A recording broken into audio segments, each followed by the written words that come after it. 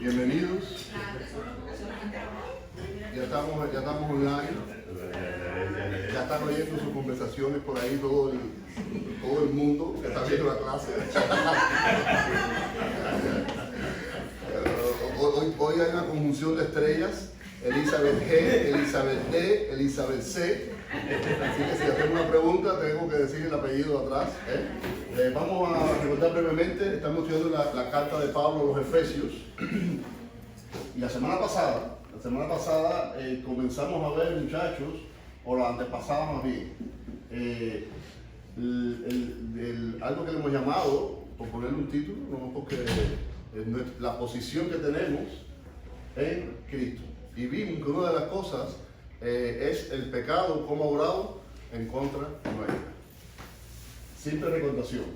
Estábamos muertos en transgresiones y pecados. Y la transgresión, que es una palabra no muy usada en el español común, es cuando uno viola un precepto, una ley, te llevas una roja. Ha hecho una transgresión de tráfico, ha violado la ley del stop. Si te vas de velocidad en una zona de velocidad, espiritualmente estábamos muertos, muchachos, en delitos, en pecados, en nuestras transgresiones, incapaces de responder a las cosas espirituales, porque seguíamos vivos, caminando, respirando, trabajando, estudiando. El problema era, jóvenes, la muerte espiritual. Y jóvenes, volvemos a repetir algo que fíjense que cada vez que tocamos algún tema bíblico, antiguo, Nuevo Testamento, profético, poético, sale a relucir de una forma o de otra. Ahora estamos en el Nuevo Testamento, la desobediencia.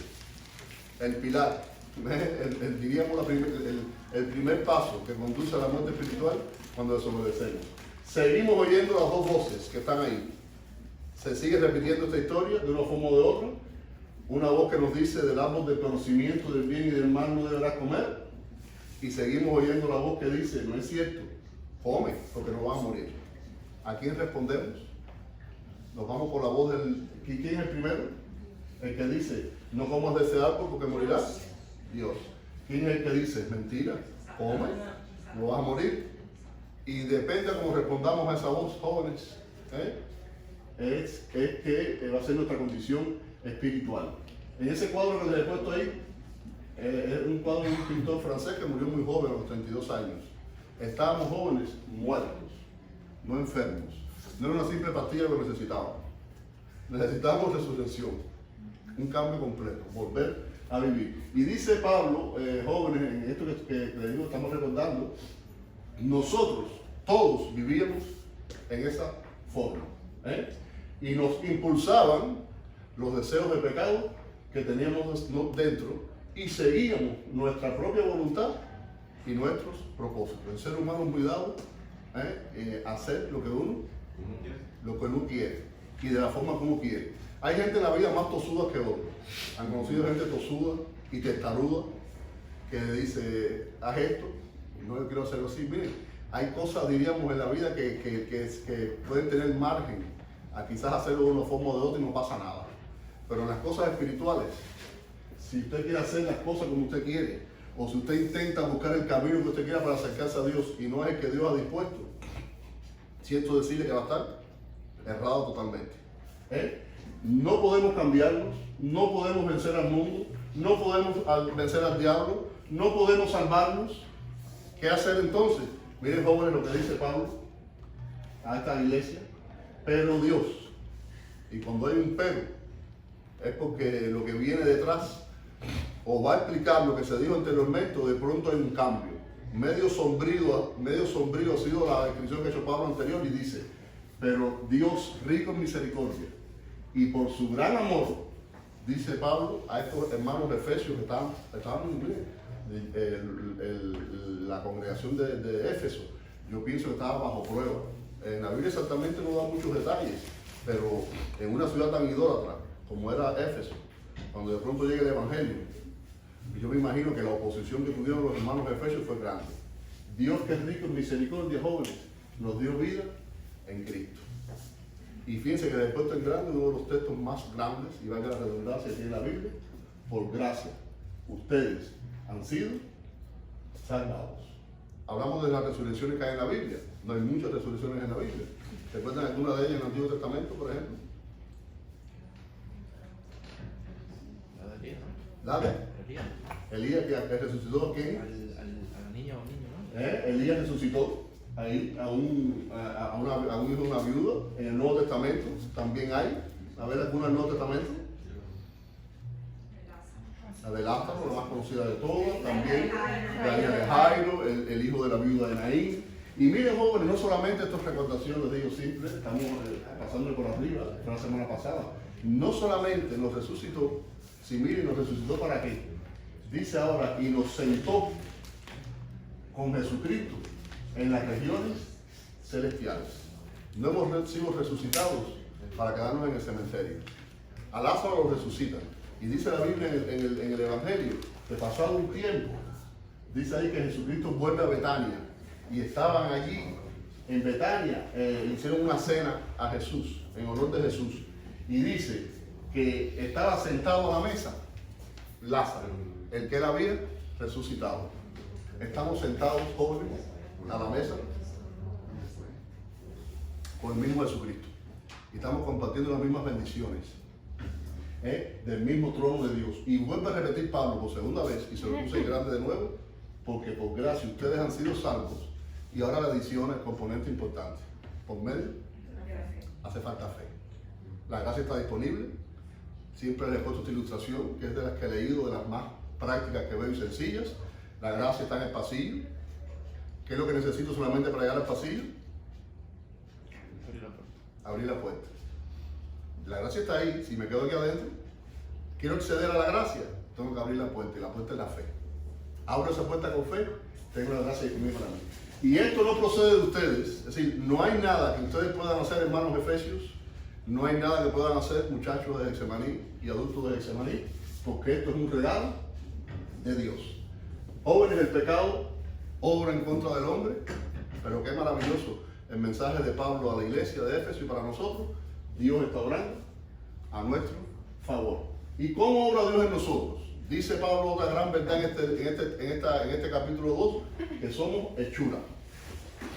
Y la traducción literal, somos un producto manufacturado, con pleno interés, con plena conciencia de Dios que nos hizo, y cómo obra Dios en nosotros. Esa piedra, para que llegue a ser después la escultura que es, tiene que sufrir una cantidad de martillazo tremenda. Por supuesto, depende de la pericia del escultor. Si a alguno de nosotros nos da una piedra, a ti, Abrancito, y le damos un cincel, a lo mejor lo que sale ahí es otro ceboruco. A lo mejor la piedra original es a lo mejor que lo que tú vas a lograr. Pero cuando hay artistas como estos, y Dios es un artista, muchachos, trabajando en nosotros, obrando en nosotros, somos una hechura, un producto manufacturado de Dios. Dijimos tres cosas importantes. Me gustó mucho esta ilustración que leí, cómo la palabra obra en nosotros, cómo nos alimentamos, cómo meditamos, cómo nos limpiamos, pero también es importante la oración. Con la oración nos acercamos al Señor, la oración presentamos nuestras dudas, nuestras peticiones, y después cuando viene el momento de la prueba, ¿dónde vamos a recurrir? Es un círculo. Hay que buscar refugio en la palabra de nuevo. Y hay que volverse a nutrir de las promesas del Señor. Y hay que volver a orar. Y hay que humillarse. Y de nuevo. Y así, jóvenes, miren, no le demos tanta vuelta y no podemos tan difícil, así como obra Dios en nosotros. De forma tan sencilla como esa. Así que no se les olvide ese grafiquito de playa que está ahí. Obró en Moisés, obró en José, obró en David. Y pasaron años desde sus llamamientos hasta que ellos fueron hombres grandes. La promesa estaba. Seguía Dios trabajando en ellos, seguía cincelando sus vidas, el gran libertador, el segundo de Egipto, el rey más tremendo que ha tenido allí Israel, hasta Pablo, estuvo 3 años después de convertirse en Arabia, dice. No hay detalles en la Biblia de eso, preparándose, oyendo la voz del Señor, me imagino que confrontándose él mismo, con toda su sabiduría judía y con todo su conocimiento de la ley y la nueva revelación que Dios estaba dando. Y después de 3 años que entonces Pablo empieza su labor de predicación. Jóvenes, y Dios nos ha creado para buenas obras. No le tengamos miedo a las obras. Hemos sido creados para buenas obras. No podemos minimizar ni tenerle miedo a las obras en la vida cristiana. Ese es uno de los objetivos de ser creados por Dios. Y miren, jóvenes, como dice ahí, el versículo 11. Por lo tanto, ahora les hace diríamos como una recordación a los hermanos efesios. Ustedes, que eran gentiles de nacimiento, y a los gentiles de nacimiento, en los hombres, no tenían una marca en su cuerpo. ¿Cuál era la marca de los hombres judíos? La circuncisión. A todo varoncito, al octavo día, lo circuncidaban. Dice, ustedes los gentiles de nacimiento. Y como entonces, como no eran circuncidados, lo llamaban incircuncisos. Esa era la palabra que se usaba. Dice, a ustedes los que están circuncidados, los llaman incircuncisos.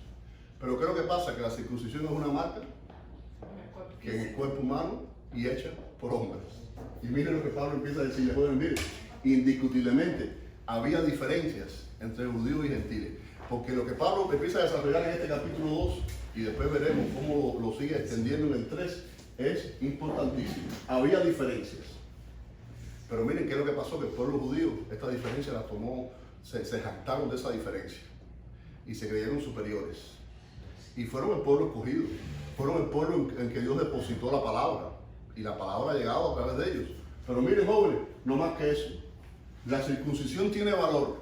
Cuando Pablo le escribe a los hermanos romanos, le dice, la circuncisión tiene valor si observas la ley. Pero si la quebrantas, no vale de nada. Le dijo Pablo también a los romanos, el verdadero judío lo es interiormente. No era un título, no era un título externo. Y la circuncisión importante, dice que es la del corazón. ¿De qué valía a los hombres tener la marca en su cuerpo? De la circuncisión y estar con el corazón lejos de Dios. ¿De qué valía jactarse de que venían de Abraham, de Isaac, de Jacob, de la tribu tal, de la tribu más cual, que estaban viviendo lejos del Señor y deshonrando al Señor? La que realiza el Espíritu. Al que es judío sí, eso es Pablo escribiendo de los Romanos, recibe la alabanza de Dios y no de la gente. Y miren lo que dice cuando escribe a los Gálatas. En Cristo no vale de nada estar circuncidado o no. Lo que vale para Jesucristo, jóvenes, dice qué cosa es: la fe mediante el amor. Jóvenes, el mensaje, si usamos una palabra que no nos gusta mucho a los cubanos, indiscutiblemente, de Pablo, la congregación de Éfeso, era un mensaje totalmente revolucionario. Para ellos que eran gentiles, estaban oyendo de que le estaban viendo la gran noticia, que estaban siendo equiparados al pueblo de Dios en bendiciones, en privilegios, en estatus. Los judíos que oían a Pablo a su vez se escandalizaban. ¿Y cómo estos gentiles van a tener las mismas bendiciones que nosotros? Y miren, este fue el gran mensaje que rompió y que cambió la sociedad del primer siglo. Si alguna carta es hermosa en este papel, y nosotros somos gentiles, vamos a estar claros. No sé si alguno de ustedes tiene ascendencia judía por ahí, hebreo. ¿Tú tienes medio cara hebreo, Eri? ¿No? A lo mejor por ahí atrás. ¿Eri qué tú eres? No, el apellido tuyo, dime la señora. ¿Cómo? ¿Y el otro? Mondeja. Mondeja son de Jordania por ahí. Miren, jóvenes, pero miren, aquí el detalle, que todos nosotros gentiles ahora tenemos la misma posición delante del Señor y las mismas bendiciones. Esto fue algo que no fue entendido. Un poquito más adelante lo veremos por el pueblo de Israel. Recuerden que ustedes y nosotros estamos en ese caso, estábamos separados de Cristo, estábamos excluidos, estábamos ajenos a los pactos de la promesa y sin esperanza y sin Dios en el mundo. Los efesios quizás se jactaban de que tenían a Diana de los efesios, pero Diana les conducía a la salvación. Eso era una máquina de hacer dinero. Yo me imagino ahí que el comercio que se generaba alrededor del templo de Diana era gigantesco. Más nada que eso. Sin ciudadanía. Israel era la nación de Dios. Los judíos eran el pueblo de Dios. Tenían las leyes de Dios. Recipientes de las bendiciones de Dios. Pero el pueblo gentil no podía jactarse de eso. No había pacto. Aunque en el pacto se incluye allí bendición para todas las naciones. Vamos a estar claros. Pero en realidad, si nos ponemos a ver, todas esas promesas relatadas en los primeros libros de la Biblia, era Dios hablando directamente con su pueblo Israel. Siempre en la mente de Dios, por supuesto, jóvenes, tuvimos nosotros. Esto no fue que Dios cambió de mente de pronto en el primer siglo. En el plan eterno estábamos nosotros, pero no había esperanza en este primer siglo. Aunque el imperio que ya estaba gobernando era Roma, el imperio político, todavía toda la intelectualidad y todo el conocimiento humano y toda la filosofía se venía del mundo griego. Los griegos eran los reyes en la filosofía, en el conocimiento, claro, el poder político. En este momento tenían los romanos. Mucha filosofía, muchas tradiciones, los dioses. Óigame, cuando leemos la mitología griega y romana, eso es, dioses para todo. Pero miren, jóvenes, nada de esto los conducía a la esperanza. Sin Dios, eran dioses hechos por los hombres, lo que tenían los efesios. Cuando Pablo llega a Roma, dice ahí que vio que la ciudad, dice Hechos 17, literalmente dice así la Biblia, la ciudad estaba llena de ídolos. Por todos lados había ídolos. Comenzó, dice Pablo, a ver los lugares sagrados y de pronto ve un altar que le llama la atención. Tenía una inscripción debajo y decía, este altar está hecho para el Dios, a un Dios desconocido. Y Pablo inteligentemente dijo, bueno, aquí hay un hueco. Es decir, para estos atenienses hay tantos dioses que si se me quedó uno, vamos a hacer un altar vacío. Dice, este que estoy predicando leo. Y por ahí le pone el mensaje. Mire, joven, esta misma condición de los efesios era la de nosotros. Sin esperanza, sin ciudadanía, excluidos, separados de Cristo, sin esperanza y sin Dios en el mundo. Pero ahora, el segundo pero que hay en este capítulo. El primero fue para introducir ¿qué cosa? El primer pero que dijo Pablo, ¿qué cosa introdujo después? Pero Dios en su misericordia, y después introduce los versículos que somos salvos por gracia. Miren ahora el segundo pero, del versículo 13. Pero ahora, Dios interviene, muchachos, en Cristo Jesús, y nos ha acercado mediante la sangre de Cristo. Y miren qué declaración más grande le dice a los efesios y a nosotros. Porque Cristo es nuestra paz. Derribó mediante su sacrificio el muro de enemistad que nos separaba. En el templo de Jerusalén, miren ahí, se encontró esta piedra que está ahí, está escrita en griego. Textualmente dice, ningún extranjero que entre por aquí y la división que rodea el recinto del templo, cualquiera que sea sorprendido violando esto, será responsable de su muerte. El gentil que se atreviera a pasar de cierta sección del templo hacia adentro, sabía que tenía que pagar con la muerte. Había un muro físico levantado por los hombres que establecía ahí una división.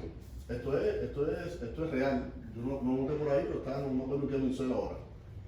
Sin embargo, jóvenes, dice que ese muro de enemistad y de separación fue derribado por Jesucristo en la cruz.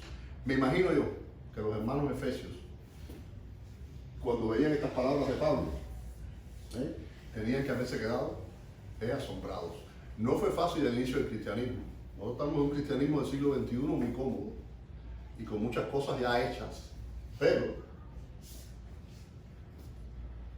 miren ahí, les he puesto algunas cositas que pasaron en el primer siglo, que eso casi siempre nos narra el libro de Hechos. Hechos 11 dice, los apóstoles, los hermanos que estaban en Judea, es decir, los que quedaban en Jerusalén, se enteraron de que los gentiles habían recibido la palabra de Dios. Imagínense qué escándalo. Y dice, cuando Pedro subió a Jerusalén, dice que comenzaron a criticarlo. Y le decían, has comido en casa de hombres incircuncisos. No fue fácil el inicio del cristianismo. Miren ahí lo que dice Hechos 21. Comenzaron a gritar los israelitas, el pueblo, ayúdennos, este individuo, y vamos a ver si ustedes pueden adivinar qué individuo era. Este individuo está por todas partes enseñando a la gente en contra de nuestro pueblo, de nuestra ley y de este lugar santo, del templo. Y además, para colmo, ha metido griegos en el templo y ha profanado este lugar santo. ¿Quién fue ese? Se formó un revuelo allí. Y miren, de hecho, esto es lo que provoca que a Pablo lo cojan preso. En Hechos 21 estamos leyendo Y de ahí para adelante está escribiendo ahora la carta todavía preso. Porque hubo una oposición tremenda, muchachos, en el principio, cuando Jesucristo derriba el muro de enemistad sagrado para los judíos y tiene acceso a los gentiles como nosotros a la misma adoración, que hasta ese momento había sido un ciclo cerrado y pensaban los judíos que ellos eran los únicos que podían hacerla de esa forma. No hay diferencia, muchachos, miren, son palabras de Romanos, no hay diferencias entre judíos y gentiles. Miren qué palabra más hermosa.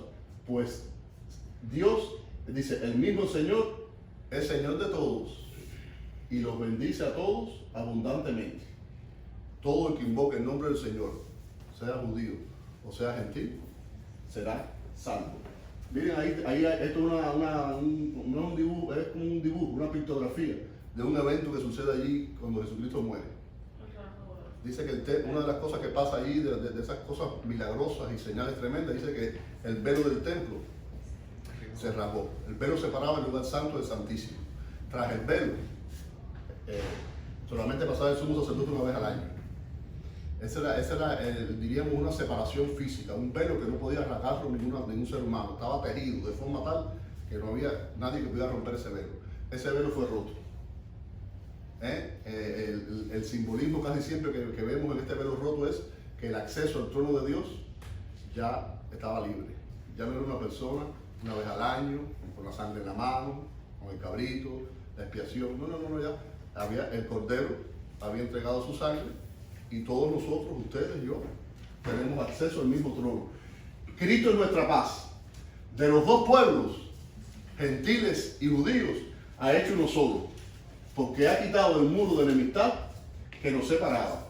¿Y qué ha hecho? Dice que nos ha reconciliado a Dios con ambos, mediante la cruz. Y jóvenes, la cruz es la que derribó el muro, el sacrificio de Jesucristo es el que quitó la enemistad y proclamó la paz para ustedes que estaban lejos y paz para los que estamos cerca. Miren, jóvenes, la reconciliación con Dios era necesaria para judíos y para gentiles. El acercarse al Señor con fe, eso no era solamente para los gentiles. El judío también tiene que creer. El judío, cuando Jesucristo viene a la tierra, era un pueblo totalmente legalista y totalmente ritual. Vivía de ritos y de legalismos. En su corazón había, en algunos había fe verdadera, y había temor del Señor. No podemos generalizar tampoco, pero la gran mayoría no. No solamente judíos y gentiles tenían que reconciliarse, sino que judíos y gentiles tenían que reconciliarse con Dios también. No solamente entre nosotros. Una de las grandes barreras, de las historias más bellas que tiene la Biblia, nos las narra Juan. Recuerden al principio del Evangelio de Juan, cuando Jesucristo llega a un pozo, y con quién se encuentra en ese pozo, con una mujer y para colmo, samaritana. Y la barrera cultural, racial, la social, un judío hablando con una mujer. Para colmo, esta mujer era de qué cosa? ¿A qué se dedicaba? De mala vida. Entonces, mujer de mala vida y samaritana. Y el Señor, jóvenes, pasó todo eso por alto, porque se dio cuenta que esa mujer lo que necesitaba, ¿qué cosa era? El agua de vida. Y en ese pozo, que día por día, y hay algunos estudiosos inclusive que piensan que esta mujer tenía que ir al pozo en la hora donde nadie iba, porque imagínate, era la apestada del pueblo, y no podía ni siquiera reunirse con las mujeres que acostumbraban a ir a cierta hora. Y el Señor, jóvenes, pasó todo eso por alto. Cuando llegaron los discípulos y lo vieron hablando con esa mujer en el pozo, ¿qué les pasó a los discípulos? Se escandalizaron. Pero jóvenes, el Señor derribó la barrera. Y somos muy dados nosotros a veces a poner barreras, y barreras innecesarias. El ser humano es especialista en eso, en dividir, en este grupo por acá, este por allá. Jóvenes, delante del Señor todos somos iguales. No somos, le dijo Pablo a los Efesios, ustedes y para nosotros hoy ya no somos extraños, ya no somos extranjeros, sino que tenemos la misma ciudadanía de todos los santos. Aquí hay unos ciudadanos americanos en la clase. Ciudadanos americanos. Y a ver, aquí hay otra ciudadanía que no sea ni americana ni cubana en este momento. No, ¿Quién es italiano? ¡Ay, tenemos italianos! A ver, más nadie, italianos, cubanos y americanos de aquí. Pero miren, jóvenes, ahora todos somos de la familia de Dios. Cubanos, americanos, somos familia de estos efesios del primer siglo, que hace 20 siglos vivieron, humildes, pobres, aplastados. Somos familia de los cristianos del primer siglo, somos familia de los cristianos que mataron en el siglo XV o el XVI. Jóvenes, todos pertenecemos, porque dice, y hemos sido edificados sobre un mismo fundamento. Y dice que hay una piedra, esto lo tomamos hace unos meses atrás, hay una piedra que es la piedra angular. Y dice que esa piedra angular, ¿quién es? Jesucristo. La piedra angular en una edificación podía ser una de estas dos. Eso lo leí, yo no sé nada de construcción, pero leí varias cosas.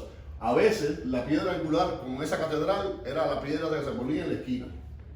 Así, en el córner ese, y por ahí comenzaba a edificarse. Eso es por ejemplo, eso es una piedra angular en una catedral en Macao, la catedral de San Pablo. Pero hay otros que piensan que también, miren, cuando veía un arco de este tipo, la piedra que se ponía aquí así en el medio, era también la piedra angular. Si usted quitaba, fíjense, quienes han ido aquí a donde está el producto este en Segovia, ¿no? Segovia.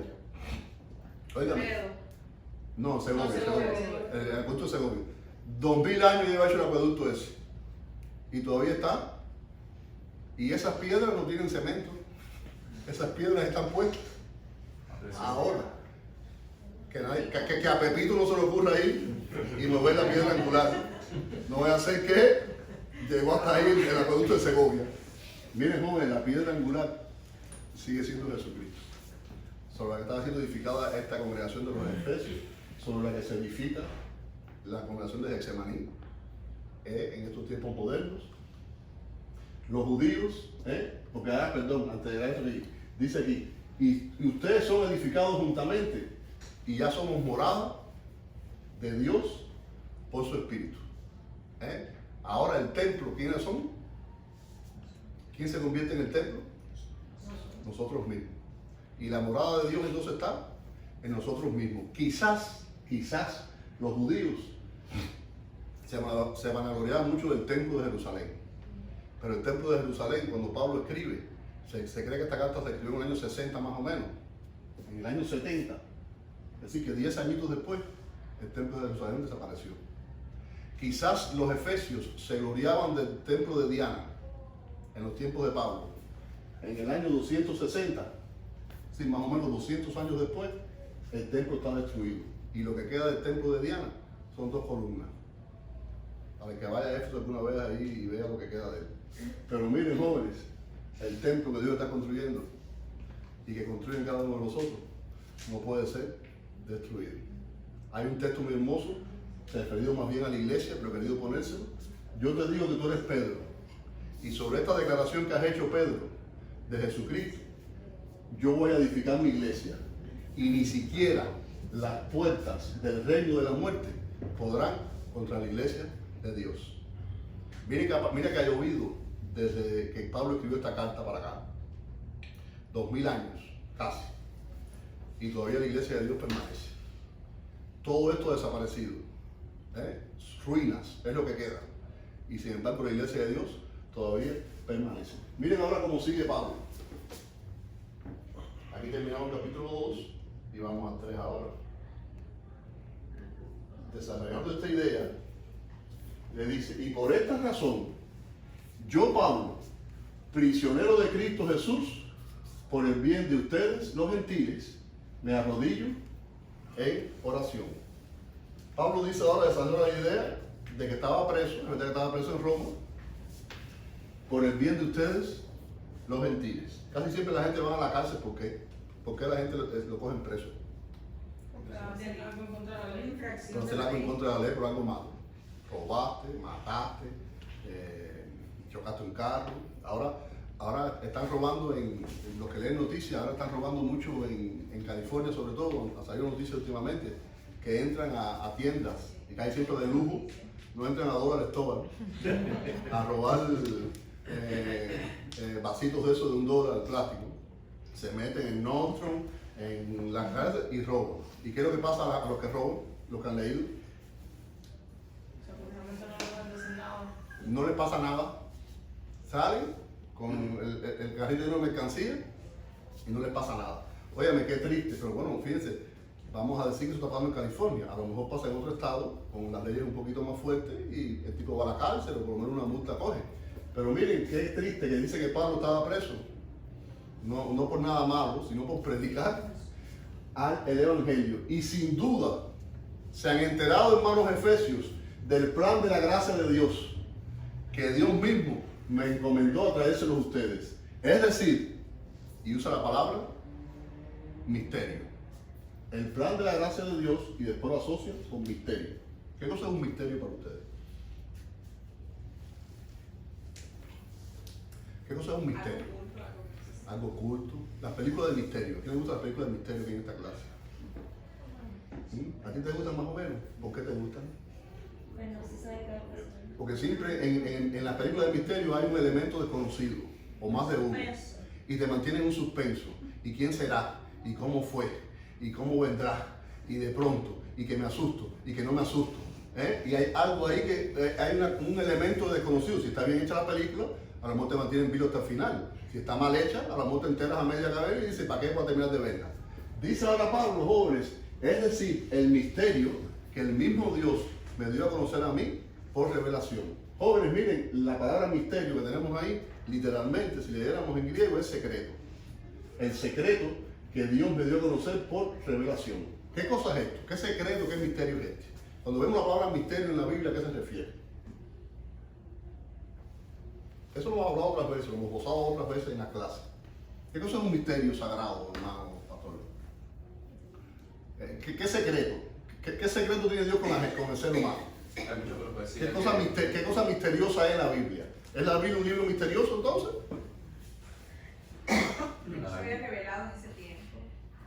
A ver, ok. A ver, miren, cosas no reveladas en ese momento. Había un plan, jóvenes, miren, si una persona leía y buscando sabiduría del Señor y escudriñaba la profecía, había muchas cosas que podía inferir de las profecías, como por ejemplo, el que leía la profecía de Isaías, va a llegar un Salvador, va a haber luz para los gentiles, va a haber bendiciones, qué sé yo. Había cosas que ya proféticamente estaban dichas, que fueran muy claras o no, que la gente la entendiera o no, que a veces los rabinos eran los que más o menos sabían e interpretaban, y el pueblo común no. Pero miren, hay un misterio, hay una cosa que sí que no estaba revelada, que es la que vamos a ver un poquitico más adelante, que eso se descorrió.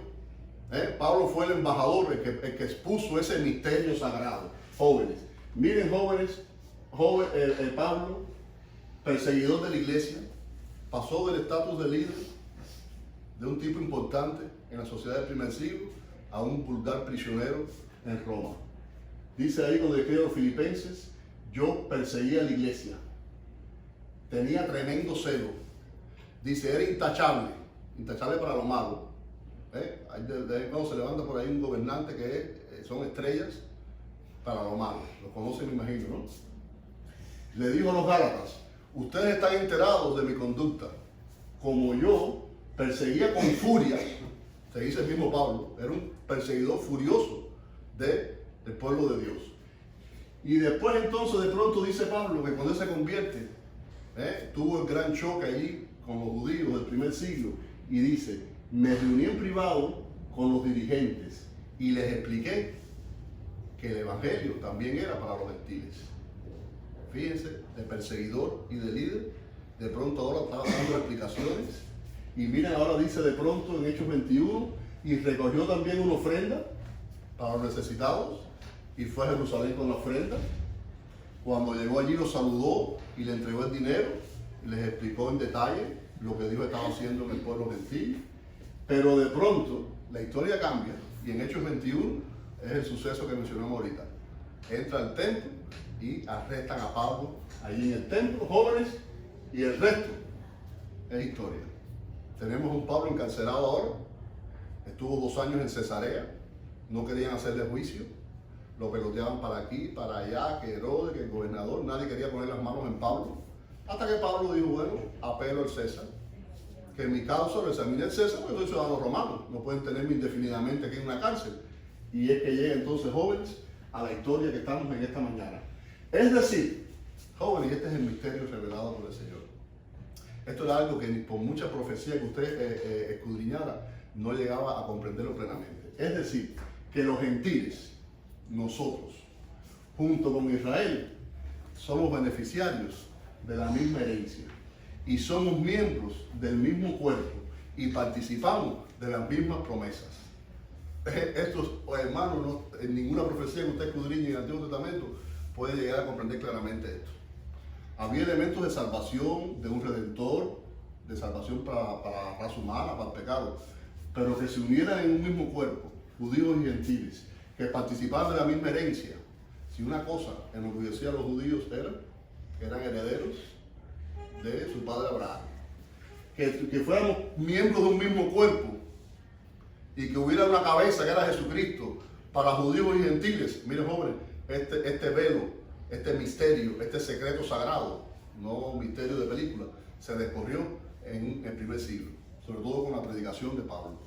Dice ahí, y de este evangelio yo llegué a ser un servidor.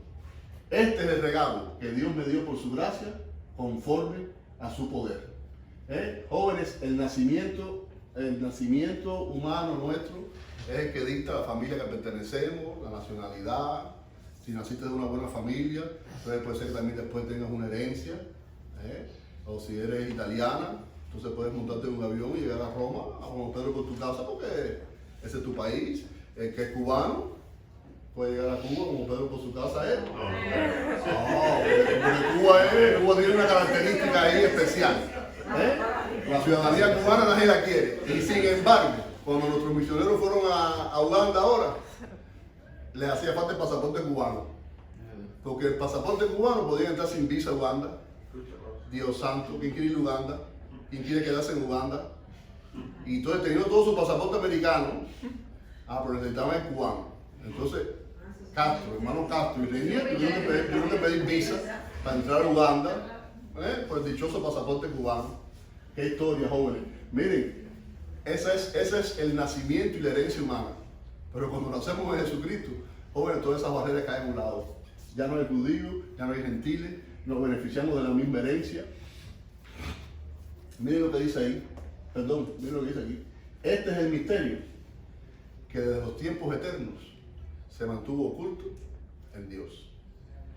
El gran misterio de que judíos y gentiles iban a unirse en un solo pueblo. El gran misterio que judíos y gentiles iban a ser recipientes de las mismas bendiciones. El gran misterio que los dos pueblos iban a estar unidos bajo la cabeza, que era Jesucristo. Y terminando la clase, jóvenes, dice ahí, y esto ha sido un propósito eterno de Dios realizado en Cristo Jesús. Esto no ha sido un invento de última hora. Esto no fue, el ser humano es muy dado a veces hacemos planes apresurados, ¿sí o no? Y por eso es que muchas veces las cosas no salen. A veces bien, de suerte, de carambola, a veces regular, y muchas veces nos salen mal, porque somos muy dados a improvisar. Dice Pablo que esto era el eterno propósito de Dios en la figura, en la persona de Jesucristo. Así que les pido que no se desanimen, hermanos efesios que estaban siendo atribulados, quizás aplastados. No se desanimen, muchachos, de este siglo XXI, donde muchas cosas van en contra de ustedes en sus escuelas, en sus compañeros. La fe ha pasado por muchos momentos. Hubo un terrible momento, ahí les he puesto un cuadro, hubo un terrible momento de oscuridad durante siglos y siglos, donde las verdades básicas se perdieron y donde la religión se convirtió en un negocio y se asoció tanto al Estado, que era un brazo político más. Y cosas básicas quedaron a un lado.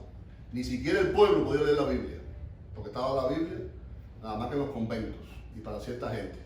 Hubo despertares como este, en el 1517, donde Lutero da inicio a la Reforma, y comienza un despertar tremendo. Jóvenes, tenemos que volver jóvenes a los inicios. Y termino con esta ilustración.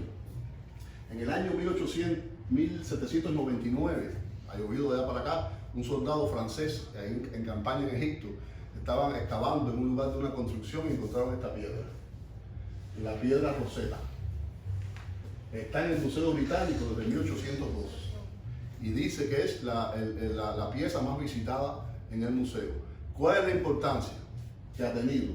Miren, eso es una piedra de 112, es decir, 1 metro y pico de altura. ¿Sí? Una cosita así. Miren ahí expuesta. Es la pieza que la gente más visita cuando va al Museo Británico de Londres. ¿Qué es lo que pasaba? Que hasta ese momento, cada vez que excavaban algo en Egipto y veían los jeroglíficos, nadie podía entender lo que estaba escrito. No había nadie en la época moderna que supiera descifrar un jeroglífico de los egipcios. Cuando encuentran la piedra de Rosetta, ¿qué pasó? Esa piedra tenía una primera zona de arriba escrita en egipcio, jeroglíficos egipcios. Una segunda zona escrita en un idioma antiguo. Pero la tercera parte estaba escrito en griego. Y era la misma escritura. ¿Qué hicieron entonces? Dijeron, espérate. Asociaron. La forma es, vamos a asociar. La tierra es redonda, en griego. Vamos a ver dónde está la tierra redonda de arriba. Y empezaron a cazar. Y poco a poco llegaron, diríamos, a la clave que logró abrir la puerta a que cada vez que encontraban algo en una excavación en Egipto, podían identificar qué es lo que tenía. Hasta ese momento era desconocido. Jóvenes, así mismo ha sido el plan de Dios para la vida. Si no entendemos el papel de Jesucristo, si no entendemos que la clave es que Jesucristo ha unido gentiles y no gentiles, gentiles y judíos, si no entendemos que la clave ha sido amor derramado para todos, sin raza, sin distinción, sin clase social, estamos entendiendo un evangelio parcial. Nos quedamos como esos arqueólogos que encontraban una piedra en Egipto y no sabían qué hacer con ella. Jesucristo, el señorío de Jesucristo en su iglesia, en nosotros, y el poder del Espíritu Santo en nuestra vida, esa es la clave del evangelio. Quedaba descorrido el mensaje y le he puesto ahí un mapa de Madrid, pero ese mapa tiene casi 300 años. Si queremos ir a un lugar y usamos un mapa viejo, no llegamos. A lo mejor cogemos ese mapa, vamos a la Plaza Mayor y cogemos una calle que a lo mejor esa calle no existe ya, porque estamos leyendo mapa viejo. ¿Estará la iglesia moderna en muchos momentos leyendo mapa viejo? Y no estaremos leyendo la palabra de la verdad, como ese consejo que le da Pablo a Timoteo. Timoteo, preséntate como a Dios aprobado, interpreta correctamente la palabra de verdad. La iglesia primitiva tuvo muchas dudas al inicio, que si judíos, que si gentiles, que si tienen que circuncidarse primero, que si pueden comer esto, que si pueden comer lo otro. Fueron poco a poco cayendo todas las barreras, hasta que llegamos a la iglesia de hoy. Grandes, pequeños, inteligentes, brutos, negros, blancos, asiáticos, todos con pleno acceso al Señor. Lo único, someternos al señorío de Jesucristo. Este es el gran misterio, revelado por Dios en su palabra, en el Nuevo Testamento. Así que vamos a terminar la clase ya. Hemos vencido ahí casi la mitad del libro. Nos queda ahora una segunda mitad en la carta que es más práctica. Hasta ahora ha habido mucha teología y mucha enseñanza profunda. Ahora también todas estas enseñanzas hay que llevar a la vida práctica. Eso vamos a ver en las clases que vienen. Vamos a orar. Bendice a estos muchachos, padres, estos adultos. Derrama bendición en sus vidas. La claridad que solamente puede dar el Espíritu, Padre, para comprender tu palabra, para comprender tu plan en sus vidas, Señor, para comprender, Señor, por qué tu propósito en ellos, la voluntad, Señor, de lo que tú quieres mostrarles, el camino que ellos deben tomar, las decisiones que deben hacer a diario. Bendice, Señor, los corazones de estos muchachos, de estos adultos.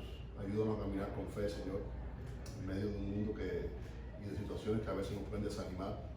Que allí, como el consejo de Pablo a estos hermanos, no nos desanimemos, porque tenemos grandes bendiciones y gran herencia y grandes promesas, Padre, a través de Jesucristo. Gracias porque todas las barreras fueron derribadas. Gracias, Padre, porque ya no hay separación. Que solamente lo que te importa a ti, Padre, es que nos acerquemos con fe y que aceptemos el sacrificio de tu Hijo. Que esta sea la realidad y la certeza de la vida de cada muchacho y cada miembro de esta clase. Ten misericordia de los que no están, que también para ellos puedan ser abiertos sus ojos espirituales. Te pedimos ahora que el culto que viene también sea beneficioso, sea provechoso, sea un momento de alabanza especial. En el nombre de tu Hijo te lo pido. Amén.